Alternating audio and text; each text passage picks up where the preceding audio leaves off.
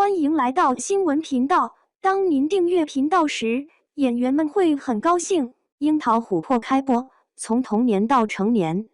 赵今麦、张凌赫呈现双面青春。在2025年暑期档众多重磅剧集中，樱桃琥珀并没有铺天盖地的宣传，也未选择热闹的档期首播。它悄然上线，却迅速引起一批观众的情感共鸣。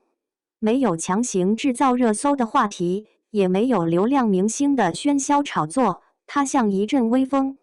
轻轻掀开记忆的帘子，将观众带回那个带着铁锈味和阳光气息的90年代。这是一部关于青春的剧，但又不仅仅是青春。它的背景被设定在一个极具时代特征的场域——上世纪90年代的电建家属院。没有城市的繁华，也没有极端贫苦的乡村叙事，而是一个介于城市与集体之间，既封闭又自成体系的特殊空间。从家属院出发，走进一代人的集体记忆。剧集的开篇用的是非常安静的镜头语言，没有旁白，也没有刻意的情绪铺垫，只是简单的交代，这是一个典型的电建职工家属院。绿皮火车定时轰鸣，孩子们在水泥地上追逐嬉笑，老人在家门口晒太阳，妇女们用老式电饭锅煮饭，用印着花鸟图案的搪瓷脸盆洗衣。这些看似琐碎的画面，却迅速建立起一种真实可感的年代氛围。许多中生代观众在看到这些画面时，不禁在心底默默发出一句：这不就是我小时候住的地方吗？为了还原这一年代质感，剧组可谓煞费苦心，不仅一复建了一个完整的家属院场景，更横跨3个省份，搜罗了上百件极具90年代气息的生活用品，掉漆的铁皮铅笔盒，涂着绿漆的木头桌椅，泛黄的照片，用毛笔写字的课本，甚至是一节真实的绿皮火车车厢。这种极致的还原，让生活质感不仅停留在布景层面，而是渗透到了剧中的每一个细节里。赵今麦与张凌赫，青春的双面镜像。樱桃琥珀的故事围绕2位主角展开。林奇乐由赵今麦饰演，名字里带着其乐融融的意味，也正如她的性格那般开朗、热烈、勇敢。她是那个家属院里最耀眼的女孩，有着好奇心、正义感和敏锐的情绪感受力。赵今麦为了更贴近角色，从体态到情绪做了全方位的调整。她为角色增重8斤，拒绝滤镜加持，在不少重要场景中素颜出镜，脸上那份真实的青春、浮肿与未修饰的表情，反倒成了角色最动人的底色。她的对手戏演员是由张凌赫饰演的蒋教熙，一个在原生家庭中成长、内心敏感而寡言的少年。他不像林奇乐那样活泼阳光，而更像一个蜷缩在角落的孩子，渴望靠近，却不知如何表达。他的人生轨迹经历了漂泊与失落，也因此赋予角色更多层次。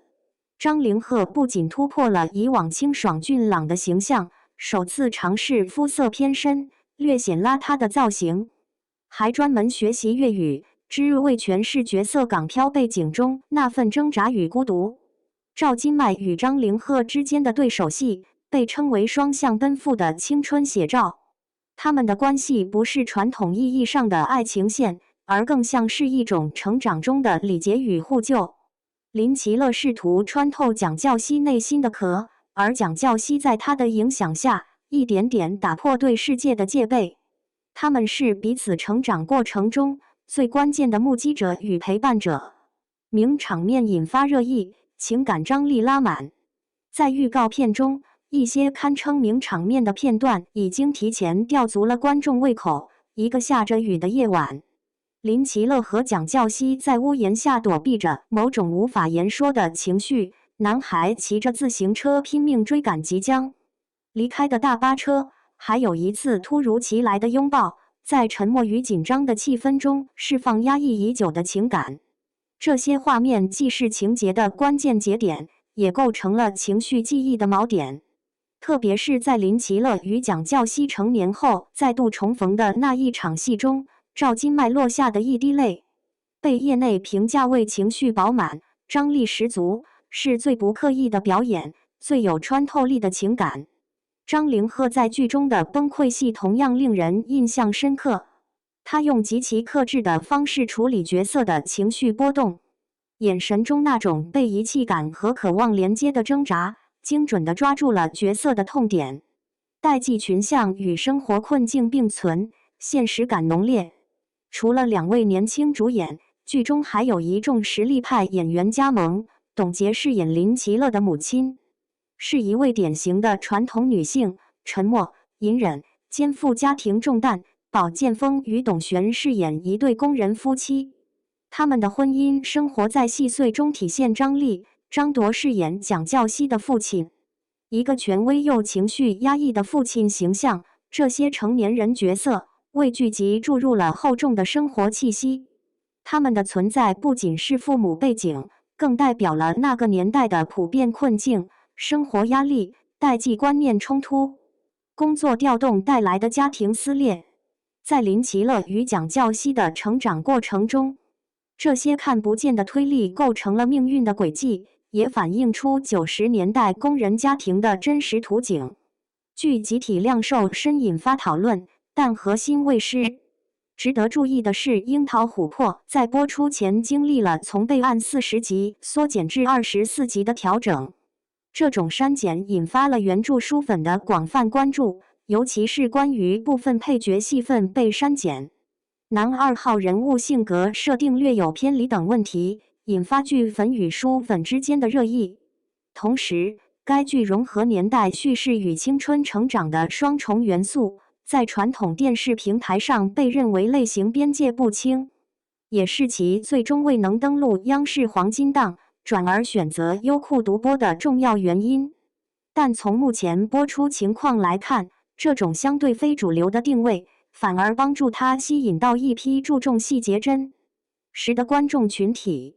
与那些悬浮感浓重的偶像剧相比，《樱桃琥珀》的质朴与坚实令人耳目一新，不复刻情怀，而是打捞被忽略的青春。这部剧最打动人的地方，并不在于它讲了一个多么曲折离奇的故事，而是它呈现了那个时代中最容易被忽略的一群人——电建工人的子女。他们随着工程队不断迁徙，成长于封闭又热闹的家属院中，既目睹了大人们的辛劳，又要面对自己的青春焦虑与身份漂泊。樱桃琥珀没有选择宏大叙事，而是将镜头对准那些具体而微的瞬间，比如一节火车车厢里，林奇乐看着窗外默默落泪；比如蒋教熙面对父亲的责备不再争辩，而是低头沉默。这些瞬间像极了我们每个人成长过程中那些无法言说的瞬间，那些想哭却忍住的时刻。在当下以快节奏、强刺激为主流的剧集环境中，樱桃琥珀以其扎实的年代还原、真诚的表演、细腻的情感线，在人群中悄然绽放。